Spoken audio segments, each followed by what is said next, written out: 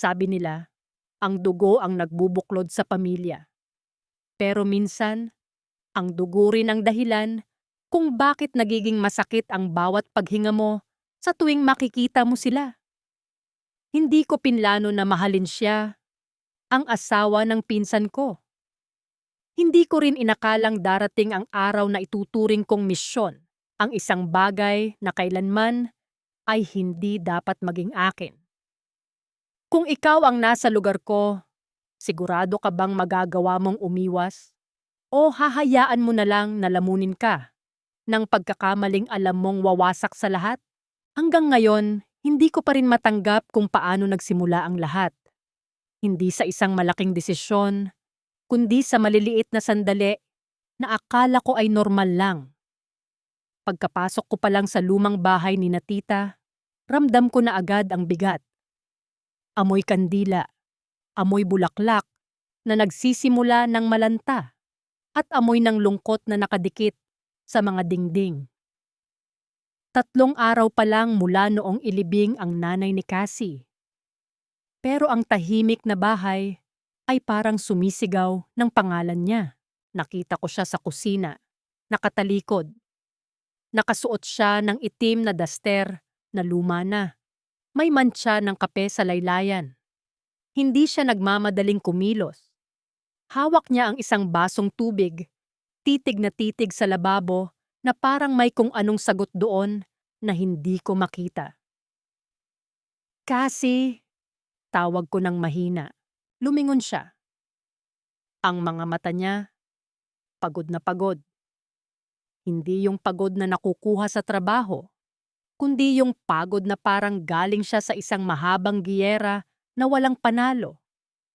Ngumiti siya ng bahagya, pero hindi umabot sa mga mata niya. Freddy, sabi niya, salamat sa pagpunta. Lumapit ako at kinuha ang baso sa kamay niya. Mainit pa ang balat niya, pero nanginginig. Dito nagsimula ang lahat. Hindi sa isang harana, hindi sa isang matamis na salita. Nagsimula ito sa basong tubig na hawak ko para sa kanya, sa pag-aalala na parang biglang naging responsibilidad ko na ang protektahan siya mula sa sarili niyang pighati. Tumingin ako sa paligid. Naroon ang asawa niyang si Romy. Nasa sala, naglilinis ng motorsiklo, parang walang pakialam sa katahimikang bumabalot sa asawa niya. Nakita ko ang layo ng agwat nilang dalawa kahit na nasa iisang bahay lang sila. Parang 2 estranghero na nagkataong nakatira sa iisang bubong. Bakit parang ako lang ang nakakakita sa kailangan niya? Ang tanong na yan ang unang pumasok sa isip ko. At sa sandaling iyon, hindi ko pa alam na ang tanong na yan ang magiging simula ng pagguho ng mundo ko. Lumipas ang mga araw at ang bahay na iyon ay naging mundo ko. Hindi ko alam kung bakit kailangan kong manatili ng matagal. Pero ang totoo, wala naman talaga akong gustong puntahan. O baka naman, ayaw ko lang umalis. Tuwing gabi, habang nag-iisa si Cassie sa terrace, madalas ko siyang abutan na nakatingala sa langit. Walang bituin, madilim. Parang yung nararamdaman niya. Dala ko ang isang tasa ng mainit na gatas o kaya ay kape. Maliit na bagay, pero sapat na para magsimula ang usapan. Hindi mo kailangang gawin to, Freddy, sabi niya isang gabi. Hindi siya tumingin sa akin.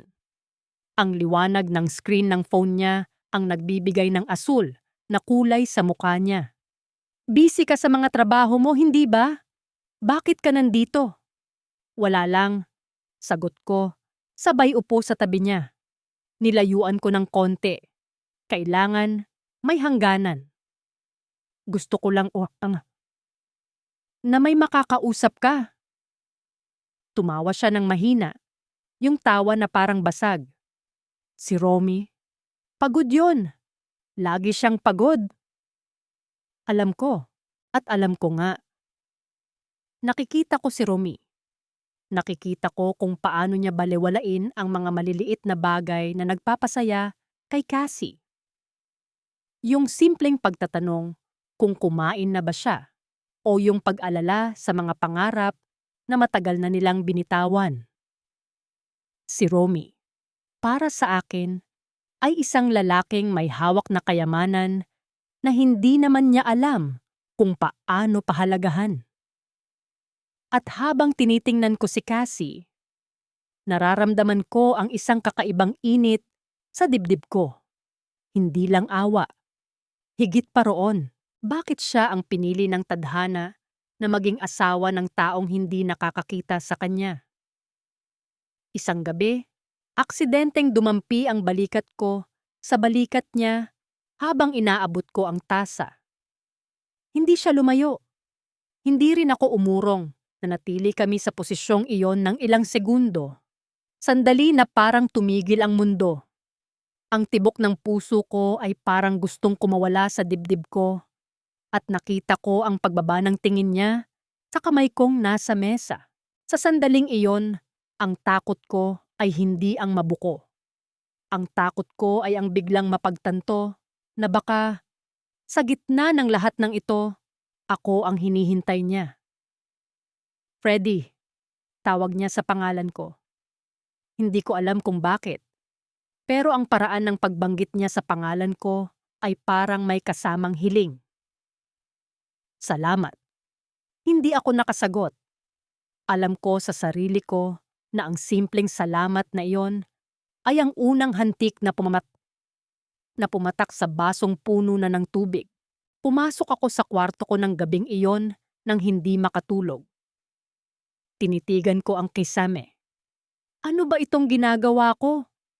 Sinasabi ng isip ko na mali, pero ang bawat hibla ng katawan ko ay naghahanap ng dahilan para ulitin ang sandaling iyon. Narinig ko ang yabag ni Romy sa labas. Papunta siya sa banyo. Huminto siya sandali sa tapat ng pinto ko.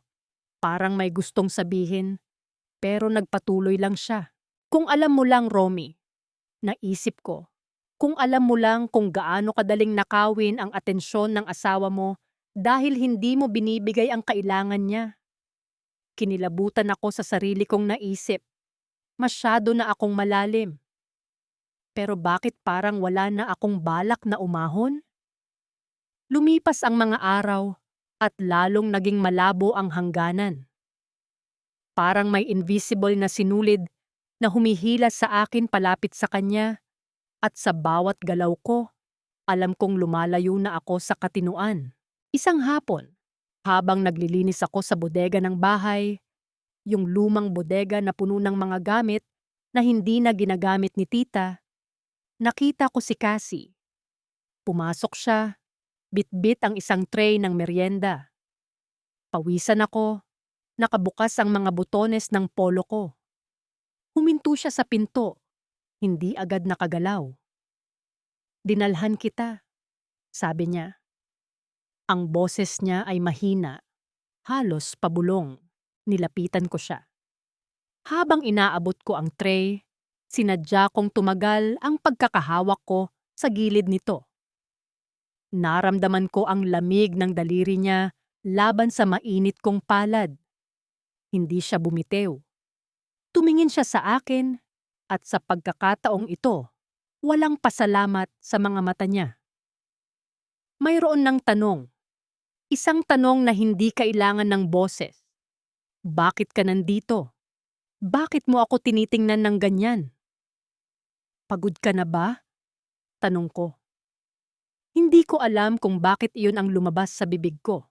Pagod na akong maging matapang, Freddy, sagot niya. At doon, bumagsak ang lahat ng depensa niya. Nag-umpisa siyang umiyak. Yung iyak na walang tunog.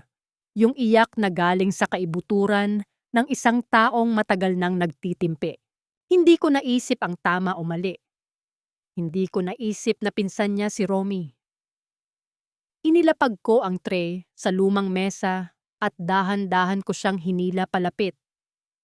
Hindi ito ang yakap ng isang kapatid o ng isang kaibigan.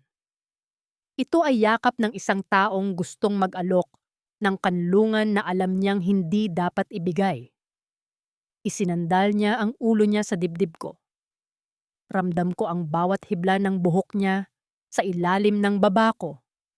Amoy sampagwita at sabon na mura, yung amoy na hinding-hindi ko na makakalimutan. Huwag, sabi ng utak ko, itulak mo siya. Umalis ka na dito.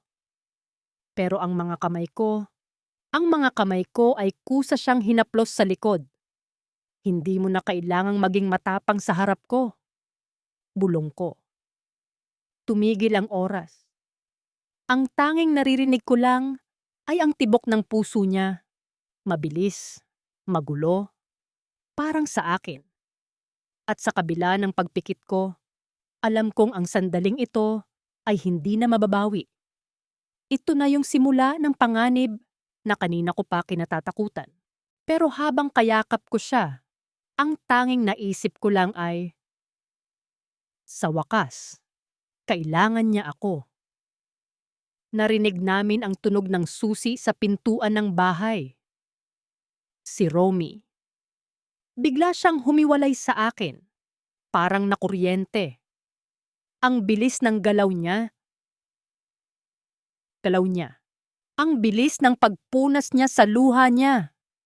Freddy, sabi niya, puno ng takot. Kailangan mong lumabas. Ngayon din, pumunta ako sa likod ng mga lumang cabinet, nagtatago na parang isang magnanakaw sa sarili kong pamilya. Nakita ko siyang lumabas ng bodega. Sinusubukang ayusin ang sarili, sinusubukang magmukhang normal. Magnanakaw na isip ko habang nakasilip sa siwang ng pinto. Iyon ang nararamdaman ko. Hindi lang ako nagnanakaw ng sandali, nagnanakaw ako ng katapatan. At habang pinapanood ko siyang humarap kay Romy na may pekeng ngiti, ramdam ko ang lamig na unti-unting gumagapang sa katawan ko. Bakit ang saya ko? Bakit pakiramdam ko mas buhay ako ngayon kaysa noong wala pa ako rito? Ang gabing iyon ay naging mahabang pagpapanggap. Sa hapagkainan, nakaupo kami ng magkakaharap, si Romy, si Cassie, at ako. Pinapanood ko silang dalawa. Si Romy, abala sa pag-aayos ng plato, kinukwento ang mga plano niya sa motorsiklo. Si Cassie naman, tahimik na kumakain, ang mga mata ay nakayuko sa kanyang pinggan. Freddy, bukas ba ay uuwi ka na? Tanong ni Romy habang humihigop ng sabaw. Naramdaman ko ang paghinto ng kutsara ni Cassie sa hangin. Tumingin siya sa akin. Ang tingin na iyon ay hindi lang pagtatanong. Isang pakiusap. Huwag kang umalis. Hindi pa siguro, sagot ko, habang pinipilit na maging kalmado ang boses. Marami pang dapat ayusin dito sa bahay ni tita. Sayang naman kung pababayaan lang. Tumango si Romy. Mabuti naman. Kahit papaano may kasama si Cassie rito habang wala ako sa trabaho. Kasama. Kung alam lang niya kung anong klaseng kasama ang ibinibigay ko sa asawa niya. Pakiramdam ko ay isang ipokrito ang bawat paglunok ko. Si Romy, na walang kaalam-alam, ay nagpapasalamat pa sa akin. Mas masakit iyon kaysa kung nagduda siya. Pagkatapos kumain, nagpresenta akong maghugas ng plato. Si Cassie ang nagpunas. Magkatabi kami sa lababo. Ang bawat dampi ng balikat namin ay nagpapadaloy ng kuryente sa buong katawan ko. Bakit ka nagsinungaling? Pabulong niyang tanong. Nakatingin siya sa platong hawak niya, hindi sa akin. Dahil hindi ko kayang umalis. Sagot ko. Direkta. Hindi ko na inisip kung masyadong matapang ang sinabi ko. Tumigil siya sa pagpunas. Humarap siya sa akin at ang lapit niya na parang gusto na niyang burahin ang anumang espasyong natitira sa pagitan namin. Freddy, delikado ito.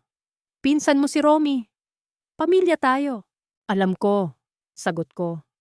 Pero Cassie, kailan mo ba huling naramdaman na may nakakakita sa iyo? Hindi yung asawa, hindi yung pinsan, ikaw lang. Hindi siya sumagot. Ang mga mata niya ay nagsimulang mamasa.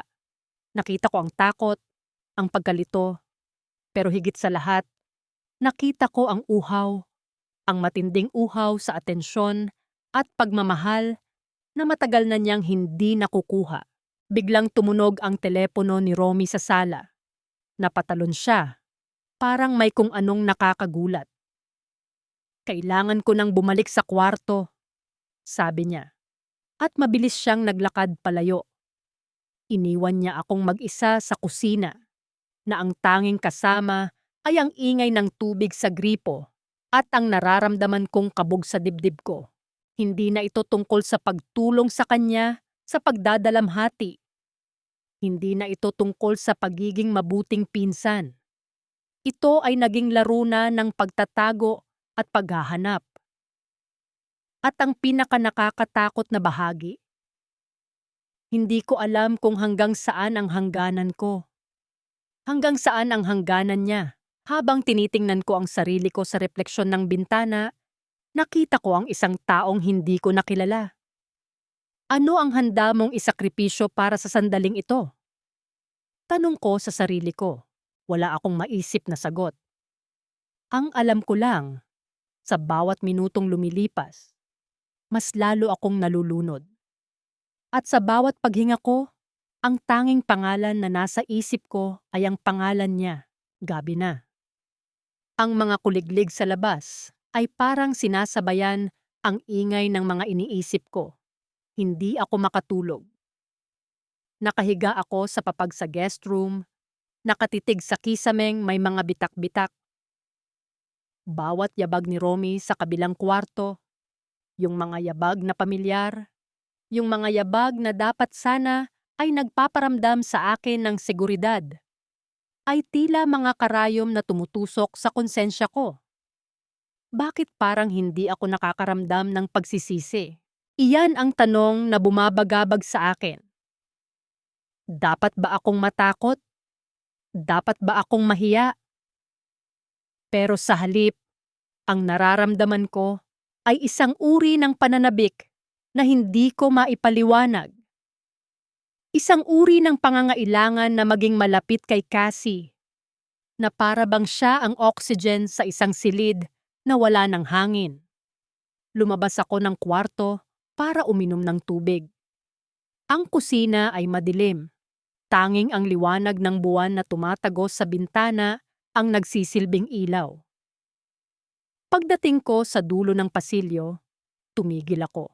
Nandoon siya, nakaupo sa sahig, sa labas ng pintuan ng kanilang kwarto, nakasandal sa dingding, nakayakap sa kanyang sarili.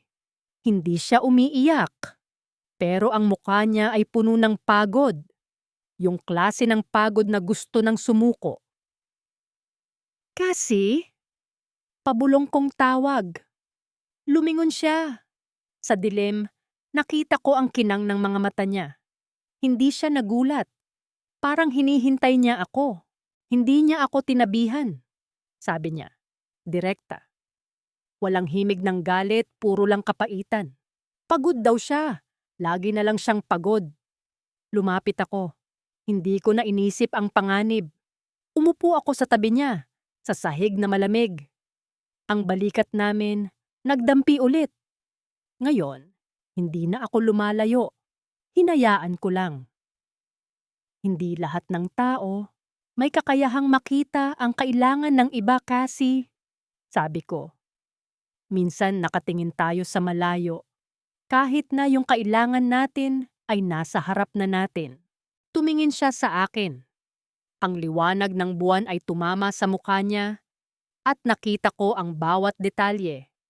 Ang maliliit na pilat sa kilay niya, ang bahagyang panginginig ng mga labi niya. At ikaw, Freddy? Tanong niya. Ano ang nakikita mo? Ang tanong na yon, parang isang patalim na dumaan sa dibdib ko. Ito na ang pagkakataon. Ito na ang sandali na pwedeng baguhin ang lahat. Nakikita ko ang isang babaeng nawawala. Sagot ko, mahina pero mariin. Isang babaeng naghihintay na may humila sa kanya pabalik sa mundo kung saan siya buhay. Inabot niya ang kamay ko. Hindi aksidente. Sinadya niya. Ang mga daliri niya ay malamig. Pero nang maglapat ang mga palad namin, parang may kung anong kuryente na dumaloy sa akin. Hinigpitan ko ang hawak ko. Hindi ko siya binitawan. Hindi kami nagsalita. Sa loob ng ilang minuto, ang tanging tunog lang ay ang magkasabay naming paghinga. Sa pagkakataong iyon, wala kaming asawa, wala kaming pamilya, wala kaming mga pangalan. Dalawang kaluluwang gutom na nagtagpo sa gitna ng kadiliman. Nahuli na ba kami? Ang tanong na iyon ay pumasok sa isip ko, pero sa totoo lang, wala na akong pakialam. Kung ang kapalit ng sandaling ito ay ang pagkasira ng lahat ng binuo ko sa loob ng maraming taon, handa na akong bayaran ang presyo. Biglang bumukas ang pinto ng kwarto nila.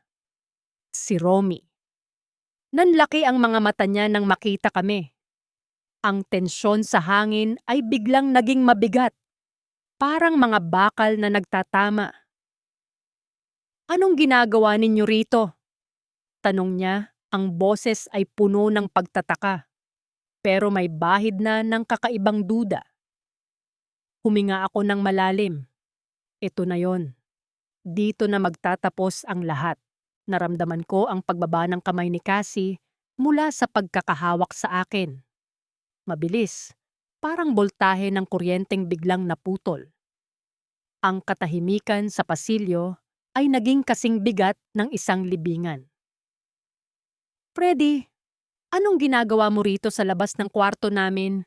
Ulit ni Romy. Ang boses niya ay hindi pagalit, pero malalim. Yung uri ng boses na naghihintay ng paliwanag na hindi niya gustong marinig. Tumingin ako kay Cassie. Nakayuko siya. Yakap ang sariling mga binti.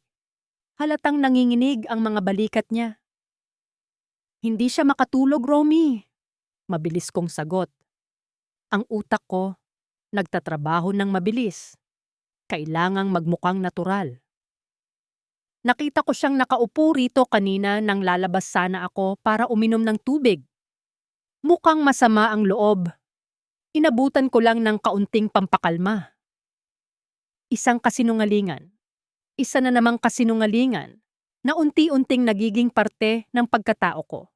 Tiningnan ako ni Romy ng matagal. Sa dilim, hindi ko mabasa ang ekspresyon niya. Pagkatapos, bumaling siya kay Cassie. Cassie? Okay ka lang ba? Hindi siya sumagot. Tumayo si Cassie ng dahan-dahan. Hindi tumitingin sa asawa. Pagod lang ako, Romy. Pagod na pagod. Dire-diretso siyang pumasok sa loob ng kwarto at isinara ang pinto. Naiwan kaming dalawa ni Romy sa madilim na pasilyo. Salamat, Freddy, sabi ni Romy. Ang boses niya ay naging malambot. May halong pagkaawa. Minsan talaga, hindi ko na alam kung paano siya aabutin. Salamat dahil ikaw ang nandito. Parang sinampal ako ng 10 beses. Salamat? Ipinagkatiwala niya sa akin ang asawa niya. Nang hindi niya alam na ako ang mismong ahas na unti-unting pumapatay sa relasyon nila. Walang anuman, Romy, sagot ko. Pamilya tayo. Pagbalik ko sa guest room, hindi ako agad nakahiga. Sumandal ako sa pinto at huminga ng malalim. Ang puso ko ay parang sasabog sa loob ng dibdib ko. Hindi dahil sa takot na mahuli, kundi dahil sa adrenaline. Ang panganib ay nakakaadik. Kinabukasan, ang buong bahay ay naging parang minefield. Bawat tingin, bawat galaw, bawat salita ay may dalang kahulugan. Habang nagluluto si Cassie sa kusina, lumapit ako at kunwaring kukuha ng tubig. Nang magdampi ang braso namin, hindi na siya umiwas. Tiningnan niya ako. Isang tingin na puno ng pagod, pero may apoy. Bakit hindi ka pa umaalis? Pabulong niyang tanong.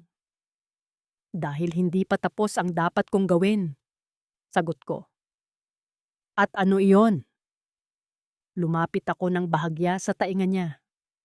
Ang tiyakin na hindi ka na muling maiiyak ng mag-isa sa pasilyo. Alam ko. Pagbabanta ito sa kasal nila. Alam ko ito ang simula ng katapusan. Pero sa bawat hakbang na ginagawa ko, mas nakikita ko ang sarili ko bilang ang tagapagligtas na matagal na niyang kailangan. Hindi ko na iniisip kung tama ito. Ang iniisip ko na lang ay kung paano ko siya makukuha ng buong buo. Ngunit bago pa man ako makapagsalita pa, naramdaman ko ang presensya sa pinto ng kusina. Si Romy.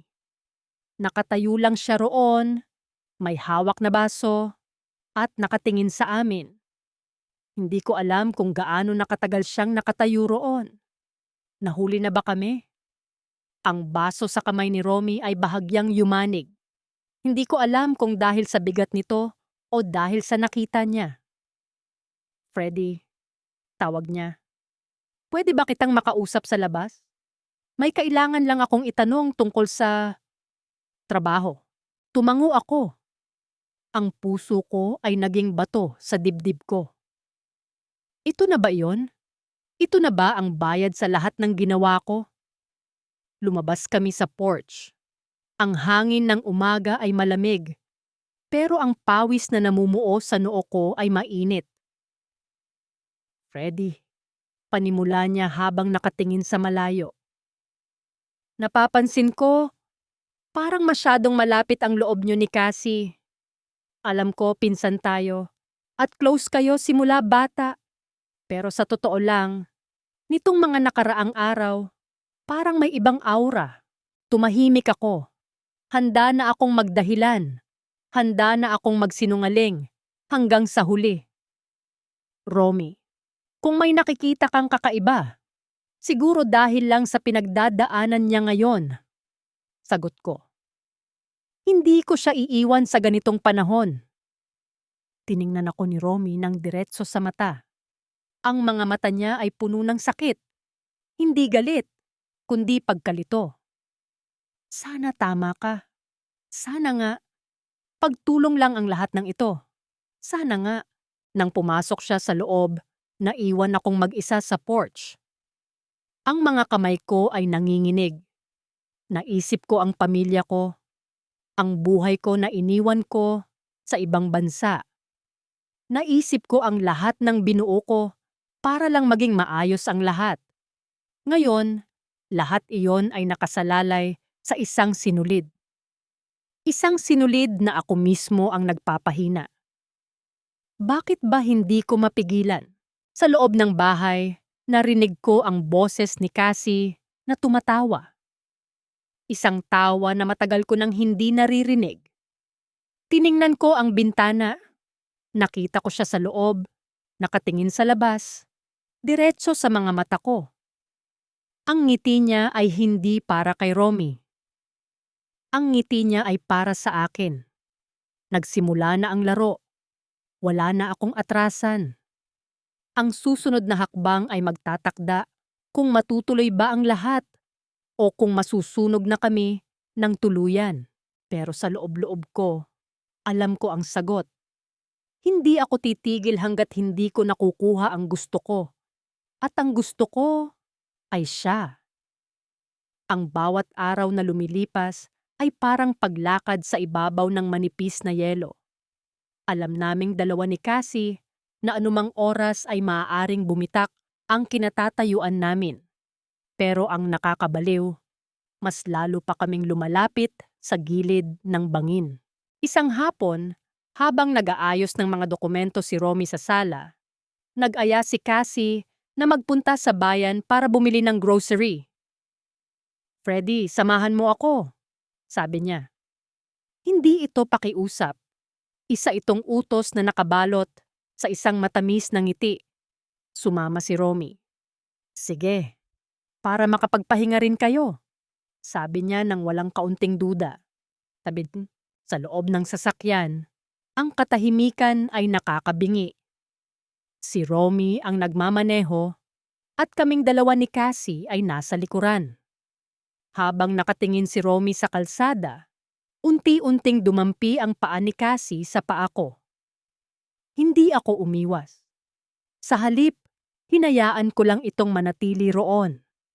Ang friksyon ng tela ng aming maong ang tanging komunikasyong kailangan namin. Ano ang ginagawa namin? Ang boses sa isip ko ay sumisigaw na. Pero mas malakas ang tibok ng puso ko. Ramdam ko ang bawat galaw niya. Ang bawat pagdiin ng paa niya sa binti ko ay parang isang kuryenteng bumubuo sa buong katawan ko. Pagdating sa grocery, humiwalay si Romy para tumingin ng mga pyesa ng sasakyan. Naiwan kaming dalawa sa aisle ng mga gamit pambahay. Nakikita mo ba siya? Bulong ni Cassie habang nakatingin sa mga plato. Parang wala siya rito. Parang ang layo-layo ng iniisip niya. Baka kasi hindi niya alam kung saan lilingon, sagot ko. O baka kasi hindi niya na kailangan pang lumingon, sagot niya ng may pait. Freddy, sa tingin mo ba? May babalikan pa tayo kung sakaling lumayo tayo? Tumigil ako sa paglalakad. Tumingin ako sa kanya. Ang mga mata niya ay puno ng pag-asa. Isang delikadong pag-asa na hindi ko alam kung kaya kong ibigay. Hindi ko alam kung anong tayo ang tinutukoy mo, sagot ko. Subalit ang boses ko ay nanginginig. Alam mo ang tinutukoy ko, sabi niya. Alam nating dalawa na hindi lang ito tungkol sa pag-aalaga. Alam nating dalawa na kung hindi ka darating, marahil ay tinanggap ko na lang ang buhay na ito. Pero dumating ka. Ang kasalanan ko. Naramdaman ko ang bigat sa dibdib ko. Hindi ako ang tagapagligtas. Ako ang nagbukas ng sugat na akala niya ay tapos na. Kasi, kung gagawin natin ito, wala nang balikan. Babala ko. Handa na ako, sagot niya. At sa sandaling iyon, ang hawak niya sa braso ko ay humigpit. Biglang dumating si Romy. May bitbit na langis ng makina. Oh, tapos na ba kayo? Tara na, pakagabihin tayo. Nang makasakay kami pabalik, ang liwanag ng papalubog na araw ay tumama sa mukha ni Cassie. Tumingin siya sa akin sa rearview mirror. Isang tingin na puno ng pangako. Sa bawat kilometrong nilalakbay namin pabalik sa bahay, ramdam ko ang pagliit ng mundo ko. Wala na ang tama. Wala na ang mali. Ang natitira na lang ay ang pagnanais na kunin siya. Kahit na alam kong sa paggawa nito, wawasakin ko ang sarili kong dangal at ang buhay ng pinsan kong nagtiwala sa akin. Bakit parang mas gusto ko ang ganitong kasalanan kaysa sa anumang tamang buhay na nararanasan ko noon? Nang makauwi kami, sinalubong kami ng tahimik na bahay. Pero sa pagkakataong ito, hindi na ito tahimik para sa akin. Ito ay parang isang countdown, isang ticking clock na naghihintay na lang ng tamang oras para sumabog. Nakaalis si Romy. May emergency repair daw sa talyer sa kabilang bayan at kailangan niyang pumunta para tumulong. Umalis siya bandang 8:00 ng gabi, sakay ng kanyang motorsiklo. Ang ingay ng makina nito ay dahan-dahang nawala sa dilim, hanggang sa ang tanging natira na lang ay ang kakaibang katahimikan sa loob ng bahay. Kami na namang dalawa. Nasa kusina si Cassie. May hawak siyang baso, pero hindi niya iniinuman.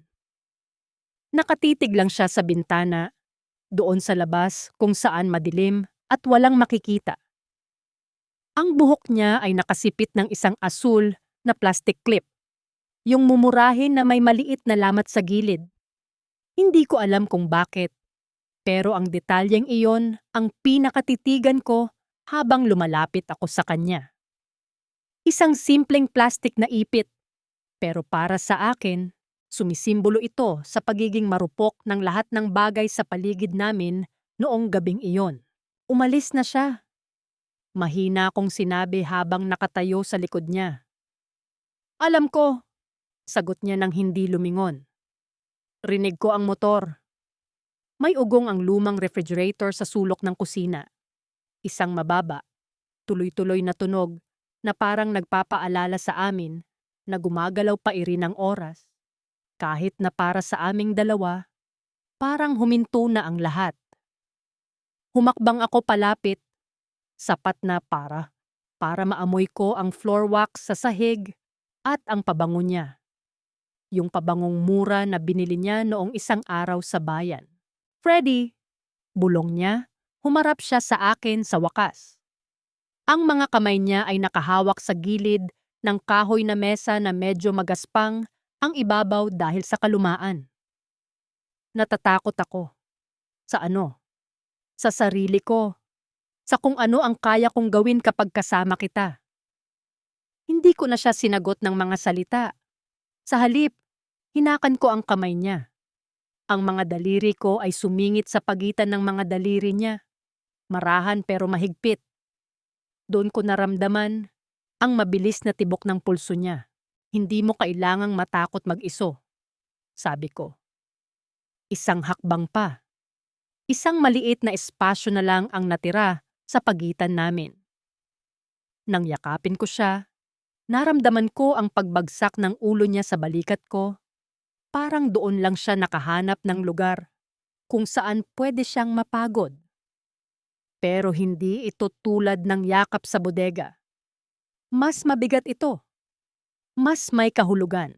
At dahan-dahan, lumapit ang muka ko sa mukha niya.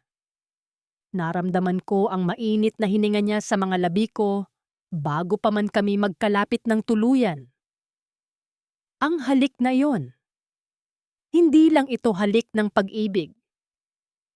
Halik ito ng pagtakas, ng kasalanan, at ng pagtanggap na mula sa gabing ito, wala na kaming babalikang normal na buhay. Nang dinala ko siya sa silid, hindi sa kwarto nila ni Romy, kundi sa kwarto ko. Ang bawat hakbang ay parang paglubog sa putik. Alam naming mali, pero bawat hawak, bawat bulong sa dilim ay parang nagpaparamdam sa amin na buhay kami. Fade to black. Hindi ko na maalala kung paano natapos ang gabing iyon. Ang tanging naaalala ko na lang ay ang pakiramdam ng pagsisisi na unti-unting gumagapang sa dibdib ko habang nakatitig ako sa kisame sa madaling araw, habang katabi ko siyang natutulog ng mahimbing. Minahal ko ba talaga siya? O gusto ko lang patunayan sa sarili ko na kaya kong kunin ang isang bagay na hindi ko kailanman pag-aarian? Wala akong sagot. At sa tuwing titingnan ko ang asul na plastik na sipit niya na nakalagay sa ibabaw ng maliit kong lamesa, alam ko na ang bawat segundong natitira sa akin sa bahay na ito ay hiram na lang. At ang singilin ay malapit nang dumating. Bago sumikat ang araw, naramdaman ko ang marahang pagbangon ni Cassie sa tabi ko. Hindi siya nagsalita. Sa madilim na silid, narinig ko lang ang kaluskos ng duster niya at ang banayad na pagbukas at pagsara ng pinto. Iniwan niya sa unan ko ang amoy ng kanyang buhok at ang asul na plastik na sipit na nakalimutan niya sa ibabaw ng maliit kong lamesa. Mabilis kong itinago ang sipit sa bulsa ng maong ko. Parang ebidensya ng isang krimen na hindi ko pwedeng payagang makita ng iba. Paglipas ng isang oras, narinig ko na ang ugong ng motor ni Romy sa labas. Dumating siya. Nang lumabas ako ng kwarto, nakita ko si Romy sa kusina. Hinuhubad ang jacket niyang basa ng hamog ng madaling araw, 5. Nanginginig siya sa ginaw. Si Cassie naman ay nakatyong nakaharap sa kalan. Naghahanda ng almusal. Amoy sunog na bawang ang buong kusina. Sinubukan niyang magluto ng sinangag para magmukhang normal ang lahat. Pero alam kong hindi siya makapag-concentrate. Sunog ang kanin. Grabe ang lamig sa daan, sabi ni Romy, habang kinukuskos ang mga palad niya. Tumingin siya sa akin at ngumiti. Freddy, gising ka na pala. Buti na lang nakabalik ako bago kayo mag-almusal. Oo, kakagising ko lang. Pagsisinungaling ko. Ang boses ko ay parang hindi sa akin. Isang patak ng pawis ang gumapang pababa sa likod ng leeg ko kahit malamig ang umaga. Naupo kami sa mesa. Inihain ni Cassie ang sunog na sinangag at pritong itlog.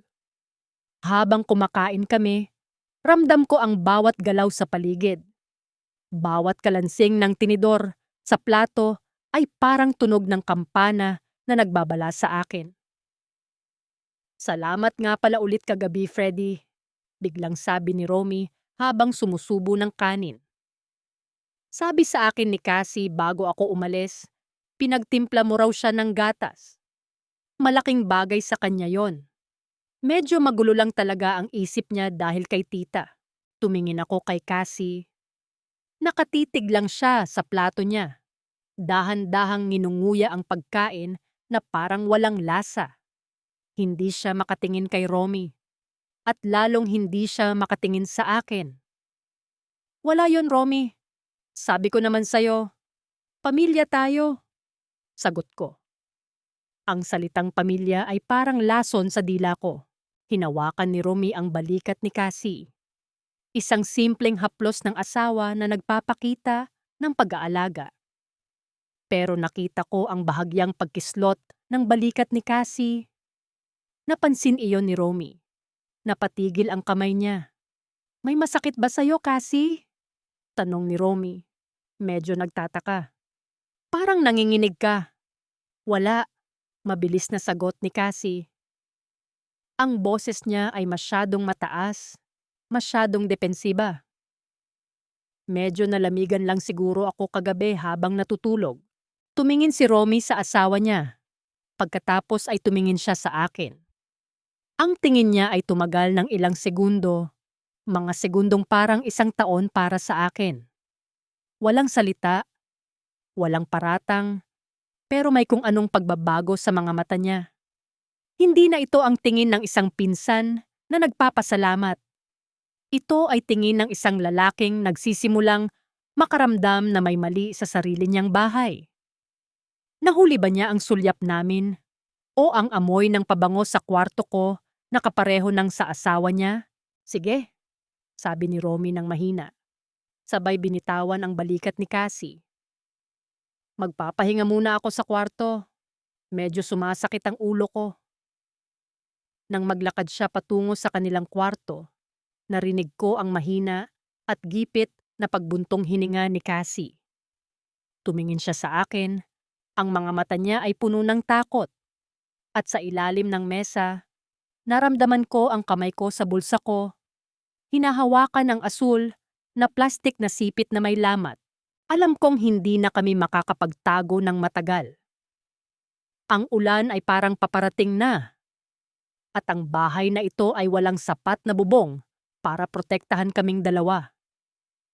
Hapon na noon, nagsisimula ng pumatak ang ulan. Mahina noong una. Hanggang sa naging malalakas na hampas sa kalawanging yero ng bubong. Ang ingay ng ulan ay parang pader na naghihiwalay sa amin sa buong mundo. Si Cassie ay nasa likod bahay, naglalaba. Sinusubukang lunurin ang sarili sa trabaho para lang hindi kami magkatitigan. Naiwan kaming dalawa ni Romy sa sala. Nakatayo si Romy sa tabi ng bintana. Nakatingin sa labas kung saan unti-unti nang lumalabo ang paligid dahil sa ulan.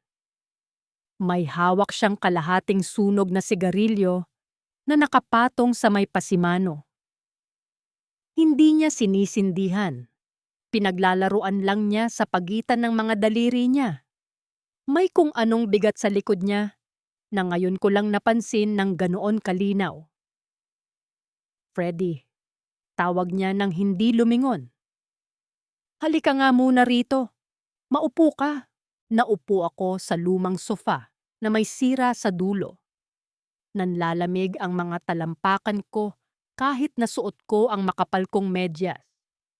Ang dumi sa kusina, isang mantsa ng natapon na kape sa tabi ng lababo na hindi ko pa napupunasan, ay nakikita ko mula sa kinalalagyan ko.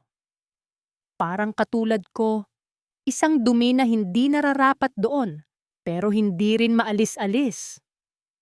May problema ba, Romy? Tanong ko. Sinubukan kong gawing matatag ang boses ko, pero alam kong may kakaibang panginginig doon. Humarap siya sa akin. Ang mukha niya ay mukha ng isang lalaking sumuko na sa isang bagay na matagal niyang ipinaglaban. Alam mo naman kung gaano ko kamahal si Cassie, di ba? Simula noong magkakilala kami, wala na akong ibang gustong gawin, kundi ang mapasaya siya. Tumango lang ako. Hindi ko kayang magsalita, pero nitong mga nakaraang taon, pakiramdam ko, nabibigo ako. Pagpapatuloy niya. Lumapit siya at naupo sa tapat ko. Ang agwat namin ay wala pang 1 metro. Amoy ulan at lumang kahoy ang hangin sa pagitan namin. Alam mo ba kung bakit wala pa kaming anak, Freddy? Bumilis ang tibok ng puso ko. Umabot sa lalamunan ko ang kaba. Bakit? Yumuko siya. Itinukod ang mga siko sa tuhod at hinawakan ang sariling ulo. Baog ako.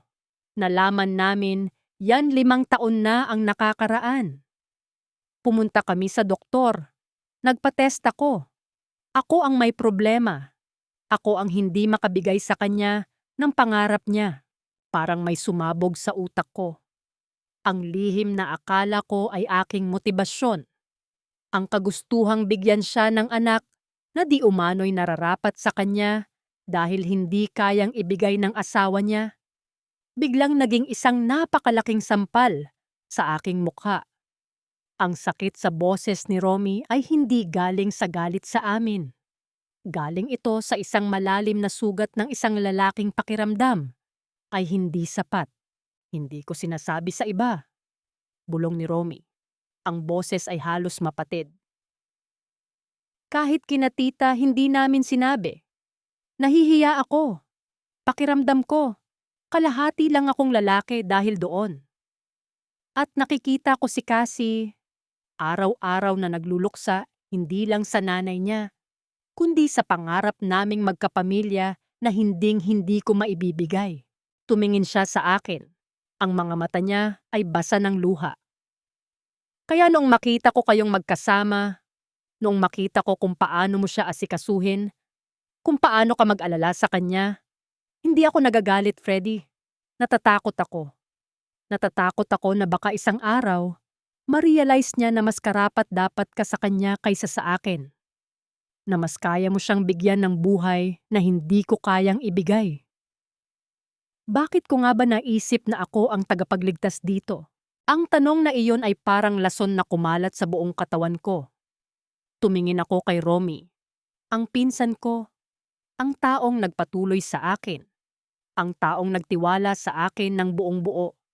At nakita ko ang sarili ko bilang ang pinakamasamang nilalang sa mundo. Ginamit ko ang kahinaan niya bilang dahilan para kunin ang asawa niya. Ginamit ko ang tahimik niyang pagdurusa para bigyang katwiran ang sarili kong obsesyon at makasariling pagnanasa. Romy, bulong ko. Ang dila ko ay parang naging bakal. Hindi ko kayang sabihin ang anumang kasinungalingan, pero hindi ko rin kayang sabihin ang katotohanan. Sana, kung may mangyari man sa akin, o kung magdesisyon man si Cassie na iwan ako, sana huwag mo siyang pababayaan, Freddy, sabi niya. Sabay hawak sa balikat ko. Ang hawak niya ay mahigpit, puno ng tiwala na hindi ko kailanman dapat tinanggap. Ikaw lang ang pamilya na pinagkakatiwalaan ko. Sa sandaling iyon, narinig namin ang marahang yabag sa pinto ng kusina. Si Cassie. Nakatayo siya roon, may hawak na basang duster na isasampay sana niya. Ang mukha niya ay maputla, parang nakakita ng multo. Narinig niya ang lahat. Narinig niya ang pag-amin ng asawa niya. At nakita niya ang mukha kong puno ng kasalanan. Tumingin siya sa akin at sa unang pagkakataon, nakita ko ang takot sa mga mata niya. Hindi na takot na mahuli, kundi takot sa kung anong klaseng halimaw ang pinayagan niyang pumasok sa buhay niya. Tumayo ako ng dahan-dahan. Ang asul na plastik na sipit sa bulsa ko ay parang biglang naging napakainit, parang gustong masunog ang balat ko. Kailangan ko munang lumabas, sabi ko ng gipit. Hindi ko na hinintay ang sagot nila. Lumabas ako sa gitna ng malakas na ulan. Ang lamig ng tubig ay tumama sa aking mukha. Pero hindi nito kayang pawiin ang init ng kasalanang nakatatak na sa pagkatao ko. Kung may pagkakataon lang sana akong ibalik ang oras. Kung hindi ko na lang sana pinansin ang unang tingin na iyon. Ngunit alam ko, sa bawat patak ng ulan na lumulunod sa akin ngayon, huli na ang lahat. Ang tanging natitirang tanong na lang ay kung paano ko haharapin ang bukas na alam kong winasak ko na bago pa man magsimula. Bumalik ako sa loob ng bahay ng basang-basa. Walang nakapansin sa akin o baka naman nagpanggap lang silang walang nakita. Diretso ako sa guest room. Hinubad ko ang basang polo ko. Ang malamig at basang tela ay nakadikit sa aking balat, amoy putik at lumang ulan. Habang nagpapatuyo ako, naririnig ko ang tila walang katapusang patak ng tubig mula sa alulod papunta sa isang kalawanging lata sa labas ng bintana. Isang mabagal, nakakabaliw na tunog. Sa dingding, may nakasabit na lumang kalendaryo mula pa noong nakaraang 2 taon. Tabingi, may mga mantsa ng lumang amag. Parang ang oras sa bahay na ito ay matagal nang huminto at kaming tatlo ay nagpapanggap lang na may bukas pa. Nagsimula akong mag-impake ng mga gamit ko. Inilagay ko ang aking mga damit sa backpack nang walang kaayusan. Gusto ko na lang umalis. Gusto ko na lang tumakbo palayo sa mukha ni Romy, palayo sa kasalanang ginawa ko. Bumukas ang pinto nang walang katok. Si Cassie. Hindi na siya umiiyak. Ang mga mata niya ay tuyo na. Pero ang lamig ng mukha niya ay mas nakakatakot kaysa sa anumang luha. Nanatili siyang nakatayo malapit sa pinto, hindi lumalapit sa akin. Walang yakap, walang hawak. Ang distansya sa pagitan namin ngayon ay mas malawak pa kaysa sa karagatan. Aalis ka na? Tanong niya. Ang boses niya ay walang emosyon. Parang binabasa lang ang isang bagay na alam na niya ang sagot. Oh, sagot ko habang isinasara ang zipper ng bag ko. Hindi ko na kaya rito kasi. Ang dumi-dumi ko na kapag nakikita ko si Romy. Ngumiti siya ng bahagya. Isang ngiti na puno ng pait. Ngayon mo lang naramdaman yan, Freddy. Nung nasa bodega tayo? Nung nasa pasilyo tayo sa gabi? Bakit ngayon lang? Hindi ako nakasagot. Ang bawat salita niya ay parang latigo na tumatama sa aking konsensya. Narinig ko si Romy kanina. Patuloy niya, habang nakatingin sa sahig. Sinisisi niya ang sarili niya dahil wala kaming anak. Pakiramdam niya, kasalanan niya kung bakit ako malungkot. Hindi niya alam. Hindi niya alam na ang tunay na dahilan kung bakit ako nasisira ay dahil sa akin. Dahil hinayaan kita. Huminga siya ng malalim at nakita ko ang panginginig ng kanyang mga balikat. Mabait si Romy, Freddy. Alam kong hindi siya perpekto, pero mahal niya ako sa paraang kaya niya. At ang ginawa natin, Ang ginawa natin ay hindi pag-ibig. Katakawan lang natin yon sa atensyon. Isang malaking pagkakamali. Isang malaking pagkakamali. Ang marinig ang mga salitang iyon mula sa kanya ay mas masakit pa kaysa sa galit ni Romy. Noong mga nakaraang araw, binuo ko sa aking isip ang ilusyon na kami ay dalawang biktima ng tadhana na nagmamahalan sa maling panahon. Pero ngayon, gumuho ang lahat ng iyon. Walang tadhana rito. Mayroon lang kaming dalawang makasariling tao na nagnakaw ng kaligayahan sa isang taong walang kalaban-laban. Inilabas ko ang asul na plastik na sipit mula sa bulsa ko at dahan-dahang ipinatong sa ibabaw ng lamesa. Ito, naiwan mo kagabi. Tiningnan niya ang sipit. Pagkatapos ay tumingin siya sa akin, ang mga mata niya ay puno ng huling pakiusap. Umalis ka na, Freddy. Huwag ka nang babalik dito. Huwag mo nang tatawagan si Romy. Hayaan mo kaming ayusin ang amin. Kung may maaayos pa. Tumango ako. Kinuha ko ang backpack ko at lumabas ng kwarto. Sa sala, nakaupo si Romy sa sofa. Nakatitig sa kawalan. Nang makita niya akong may dalang bag, tumayo siya. Freddy, saan ka pupunta? Malakas pa ang ulan sa labas. May emergency sa trabaho, Romy. Pagsisinungaling ko sa huling pagkakataon. Kailangan ko nang bumalik ngayon din. Tiningnan niya ako ng matagal. May kung anong lungkot sa mga mata niya na parang alam niya ang totoo, pero pinili niyang huwag magsalita para hindi tuluyang mawasak ang pamilya niya. Lumapit siya sa akin at inabot ang kamay niya para sa isang huling pakikipagkamay. Salamat sa lahat, Freddy, mahina niyang sinabi. Nang maglapat ang aming mga palad, naramdaman ko ang lamig ng balat niya.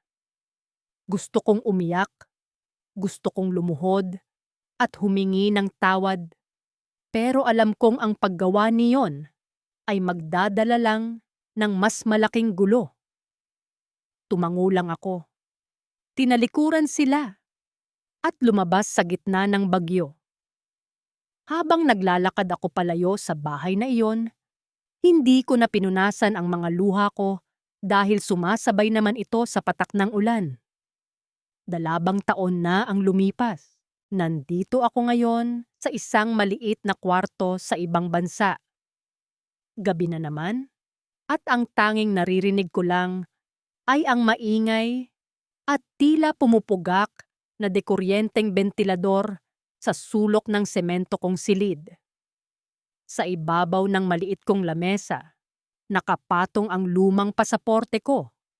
Ang mga gilid nito ay gasgas at luray-luray na dahil sa madalas na paglipat-lipat ng bansa. Sa tabi nito, may isang plastik na kwadro ng larawan ng pamilya ko sa probinsya. Medyo may alikabok na rin.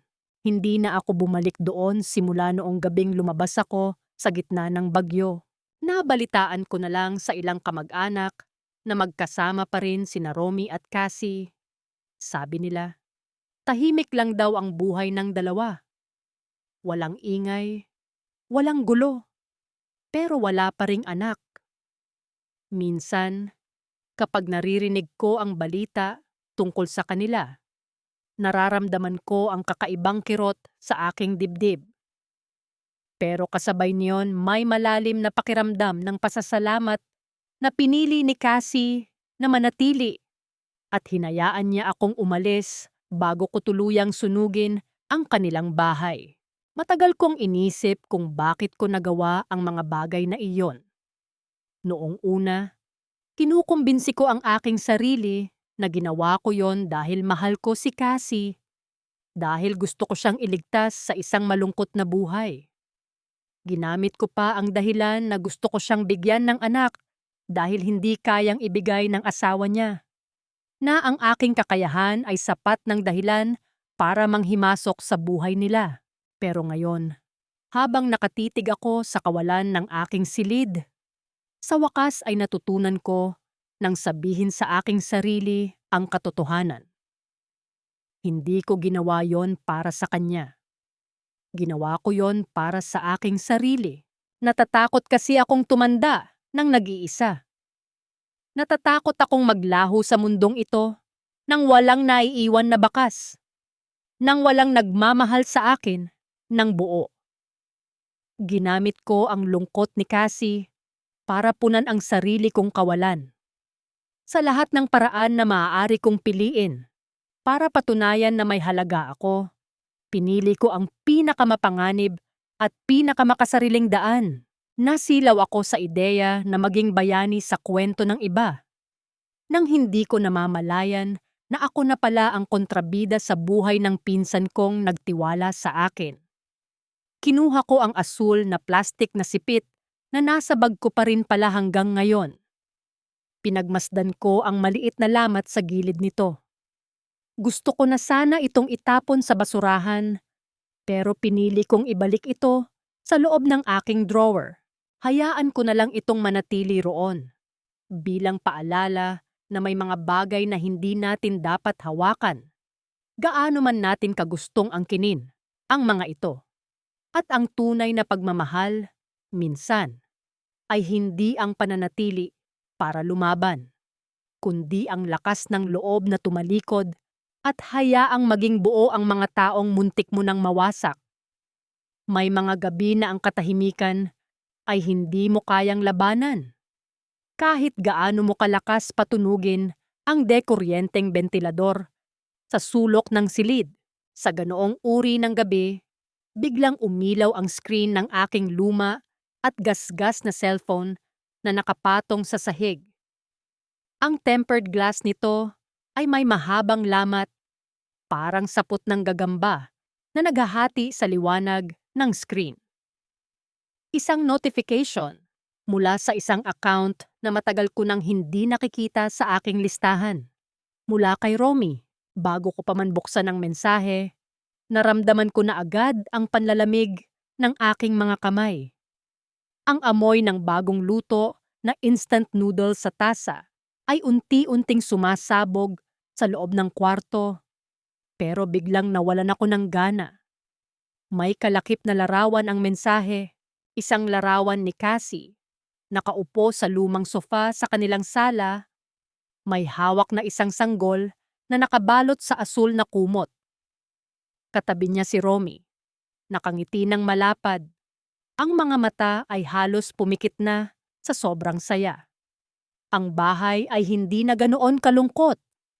May mga makukulay na laruan na nakakalat sa sahig na dati ay puro alikabok lang. Binasa ko ang mensahe ni Romy.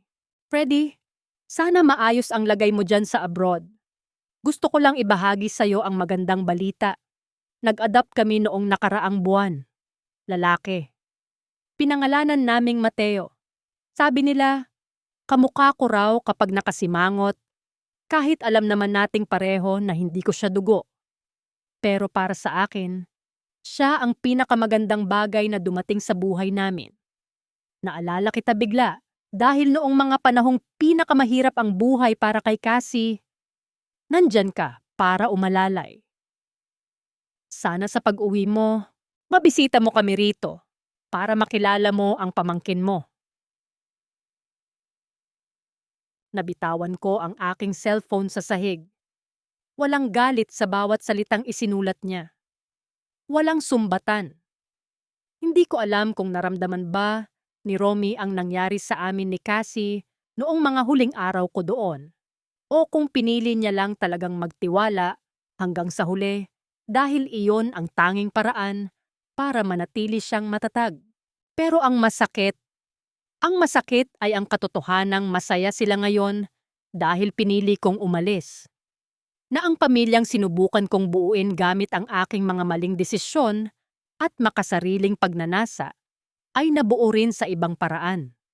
Isang paraan na malinis, marangal, at walang sinasaktang tao. Kung nagpilit ba akong manatili noong gabing yon, magiging ganito kaya sila kasaya ngayon? Alam ko ang sagot. Hindi. Kung nagpilit ako, ang larawang hawak ko ngayon ay walang ibang dala kundi pagkawasa. Tumingin ako sa bintana, doon sa malawak na lungsod sa labas na hindi ko naman sariling bayan. Ramdam ko ang lamig ng gabi, pero sa kauna-unahang pagkakataon sa loob ng 2 taon, naramdaman ko rin ang paggaan ng aking dibdib. Ang sugat na iniwan ko sa kanila ay naghilom na. Kahit na ang kapalit nito ay ang peklat na habambuhay kong dadalhin dito sa aking pag-iisa. Huminga ako ng malalim, pinunasan ang aking mga mata at nagsimulang mag-type ng isasagot ko kay Romy. Matagal akong nakatitig sa keyboard ng aking cellphone. Ang asul na liwanag mula sa basag na screen ay tumatama sa aking mukha. Naaaninag ang mga pagod na guhit sa paligid ng aking mga mata. Ang kurba ng cursor sa screen ay patuloy na kumukurap-kurap, parang isang maliit na parola na naghihintay ng aking desisyon. Marami akong gustong sabihin. Gusto kong sabihin na patawad. Gusto kong sabihin kay Cassie na masaya ako na hindi siya sumama sa akin. Gusto kong sabihin kay Romy na siya ang pinakamabuting lalaking nakilala ko. Pero alam kong ang bawat salitang iyon ay magiging mitya lang ng bagong gulo. Ang pinakamahusay na paraan ng pagmamahal kung minsan ay ang pananatiling tahimik. Kaya pinindot ko ang mga titik ng dahan-dahan. Romy, tuwang-tuwa ako para sa inyo ni Cassie. Napakagandang bata ni Mateo. Sigurado akong magiging napakabuti mong ama sa kanya. Pasensya ka na kung hindi ako madalas makatawag. Medyo abala lang dito sa trabaho. Darating din ang araw na makakauwi ako at makakabisita dyan. Pero sa ngayon, alagaan mo silang mabuti. Karapat-dapat kayo sa lahat ng kaligayahan. Pinindot ko ang send. Nang makita kong naihatid na ang aking mensahe, parang may mabigat na bato na natanggal sa aking dibdib. Alam kong pareho kaming may hindi sinasabi ni Romy. At marahil ay hindi na namin iyon pag-uusapan pa habang buhay. Iyon ang aming naging kasunduan ng walang salita. Isang tahimik na pagpapatawad. Tumayo ako at kinuha ang asul na plastik na sipit mula sa ibabaw ng aking mesa. Inilagay ko ito sa loob ng isang maliit na kahon sa aking drawer. Isinara ko ang drawer at narinig ko ang mahina at metalikong tunog ng pagpihit ng maliit na susi upang i-lock ito. Isang tunog ng ganap na pagtatapos. Dito nagtatapos ang kwento ko. Walang malaking pagbubunyag, walang sigawan, walang madugong kahihinatnan. Ang natira lang ay ang isang lalaking nag-iisa sa isang maliit na kwarto sa ibang bansa. Nakikinig sa ingay ng bentilador habang dahan-dapan niyang tinitingnan ang lumalamig na pagkain sa kanyang mesa. Minsan, kapag tahimik ang gabi at hindi ako makatulog, itinatanong ko pa rin sa aking sarili, ano kaya ang naging buhay ko ngayon kung hindi ko sila nakilala? O kung pinili kong umiwas sa unang pagkakataon pa lang na dumampi ang balikat ko sa kanya? Wala akong sagot. Siguro nga, ang bawat desisyon natin sa buhay ay may kaakibat na presyo. At ang aking ibinayad ay ang habang buhay na pag-iisa na may kasamang alaala ng isang pag-ibig na kailanman ay hindi naging akin. Sana, sa pakikinig mo sa kwento kong ito, hindi mo ako husgahan ng mabilis. O kung husgahan mo man ako, sana ay magtanong ka rin sa sarili mo. Kung ikaw ang nalunod sa ganoong kalalim na lungkot, sigurado ka bang hindi ka rin kakapit sa kahit anong makakapagparamdaman sa'yo na buhay ka pa? May mga bagay na hindi ko kailanman sinabi kay Romy. At may mga bagay na ipinangako kong ibabaon ko na lang sa lupa, kasama ng mga tuyong dahon sa bakuran na unti-unting sinusunog tuwing hapon. Naririnig ko ang mahina at ritmikong langit-ngit ng lumang kahoy na tumba-tumba habang dahan-dahan kong inuugoy si Mateo para patulugin. Amoy pulbos ng sanggol at bagong labang lampin ang buong sala.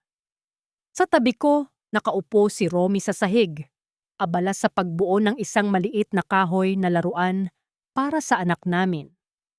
May bakas ng grasa ang kanyang mga daliri, pero ang paraan ng paghawak niya sa laruan ay napakairingat. Tumingin si Romy sa akin at ngumiti. Isang ngiti na walang halong pag-aalinlangan. Tulog na ba si Mateo? Pabulong niyang tanong. Oo, kakatulog lang, sagot ko. Habang inaayos ang kumot ng sanggol, bumalik siya sa ginagawa niya. Pinanood ko ang likod ng aking asawa. Noong gabing narinig ko siyang magtapat kay Freddy, tungkol sa kanyang sarili, tungkol sa sakit na bitbit niya dahil sa kawalan namin ng anak. Parang may kung anong bahagi ng puso ko ang nadurog at nabuong muli. Doon ko napagtanto kung gaano kalaki ang kasalanan ko. Habang iniisip ko ang sarili kong kalungkutan, nakalimutan kong may sarili din palang krus na pinapasan ang lalaking nangako na sasamahan ako sa hirap at ginhawa. At si Freddy, alam kong umalis siya dahil iyon ang tama. Pero alam ko rin na ang pag-alis niya ay hindi naging madali para sa kanya. Sa loob ng aking kahon ng pananahi, sa ilalim ng mga makukulay na sinulid, karayom at lumang butones, may nakatagong isang maliit na susi. Iyon ang susi ng drawer sa guest room na madalas niyang tulugan noon. Hindi ko na yon binuksan muli, pero alam kong nandoon pa rin ang alaala ng mga gabi na naniwala kaming dalawa na maaari naming baguhin ang tadhana. Minsan, kapag naglalakad ako sa bayan at nakakakita ako ng mga lalaking may bitbit na backpack na tila pabalik na, sa Maynila o papuntang abroad, bigla kong naaalala ang kanyang tindig. Naaalala ko ang amoy ng ulan sa kanyang polo at ang init ng kanyang mga palad noong mga panahong pakiramdam ko ay tuluyan na akong nilamon ng dilim. Hindi ko sasabihin kay Romy ang tungkol sa asul na plastic na sipit na nawala sa aking mga gamit. Hindi ko rin sasabihin sa kanya na may mga gabi na ipinagdarasal ko na sana ay mahanap din ni Freddy ang kapayapaan na tinatamasa namin ngayon. Ang aming buhay ni Romy ay hindi naging perpekto pagkatapos ng bagyong iyon. May mga araw pa ring tahimik kami. May mga hapon na tila may pader pa rin sa pagitan namin habang nagkakape. Pero sa tuwing iiyak si Mateo at sabay kaming tatayo ni Romy para patahanin siya, alam ko na ang pader na iyon ay unti-unting nagigiba. Kung may isang bagay man akong natutunan sa lahat ng ito, iyon ay ang katotohanan na ang pag-ibig ay hindi laging tungkol sa pagkuha sa kung ano ang gusto mo. Minsan, ang pinakamalalim na patunay ng pag-ibig ay ang pagpapalaya sa taong maaari mong mahalin, upang bigyang daan ang paghilom ng mga taong tunay na nagmamahal sa'yo. Tumingin muli si Romy sa akin. Tumayo siya at lumapit upang halikan ang noo ni Mateo, bago dahan-dahang humawak sa aking balikat. Salamat Cassie, bulong niya. Ngumiti ako at sumandal sa kanyang dibdib. Habang nakikinig ako sa tibok ng kanyang puso, tahimik kong sinabi sa aking sarili ang isang huling pakiusap para sa pinsan niyang nasa malayo. Sana Freddy, mapatawad mo rin ang sarili mo. Hindi ako bulag. At lalong hindi ako tanga. Kapag mekaniko ka, sanay kang makarinig ng mga kakaibang tunog sa makina, mga maliliit na katok o kalansing na hindi tugma sa normal na takbo ng sasakyan. Natututunan mong makaramdam kapag may hindi tama kahit hindi mo pa nakikita ang sira. Ganoon din sa sarili kong bahay. Tumingin ako sa aking mga daliri. May mga itim na grasa pa rin sa ilalim ng aking mga kuko na hindi na matanggal-tangal kahit anong kuskus ko ng sabon 3. Ang aking pilak na singsing sa kasal ay medyo masikip na rin sa aking daliri. Pero hinding-hindi ko ito tinatanggal. Alam ko. Alam ko ang bawat sulyap ni Freddy kay Cassie. Alam ko kung paano magbago ang boses ng asawa ko kapag pumasok si Freddy sa kusina. Noong gabing natagpuan ko silang magkatabi sa madilim na pasilyo, hindi ako naniwala sa dahilan tungkol sa gatas. 5.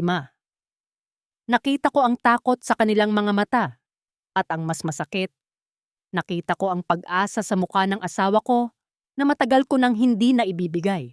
Gusto kong magalit noon. Gusto kong sumigaw. Pero paano ako magagalit sa 2 taong naghahanap lang ng liwanag sa isang bahay na ako mismo ang nagpadilim? Nang malaman kong baog ako, pakiramdam ko ay nawalan ako ng karapatang maging seloso.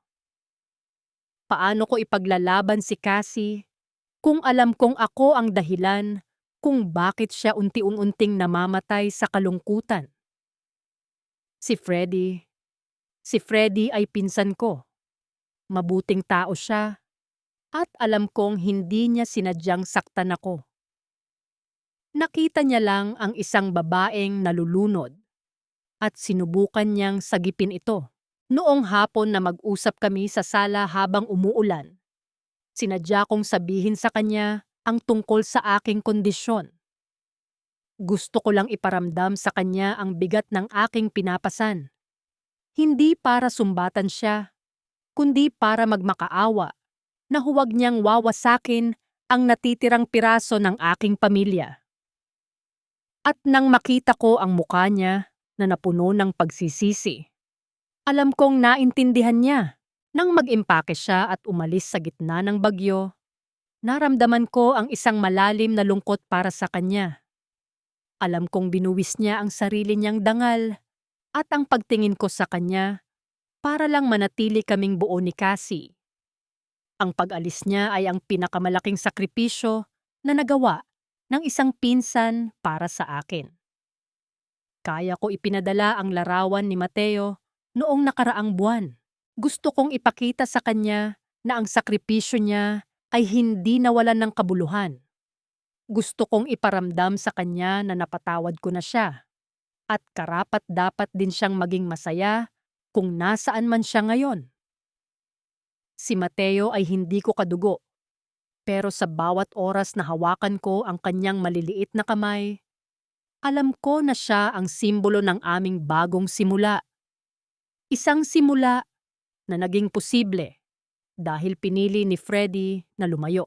Umuugong ang aking motorsiklo sa labas, amoy gasolina at basang metal ang paligid habang pinagmamasdan ko sina Cassie at Mateo sa sala.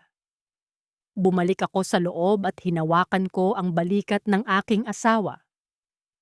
Alam kong may mga lihim siyang tinatago sa kanyang kahon ng pananahi at alam kong may mga gabi na naaalala niya pa rin si Freddy.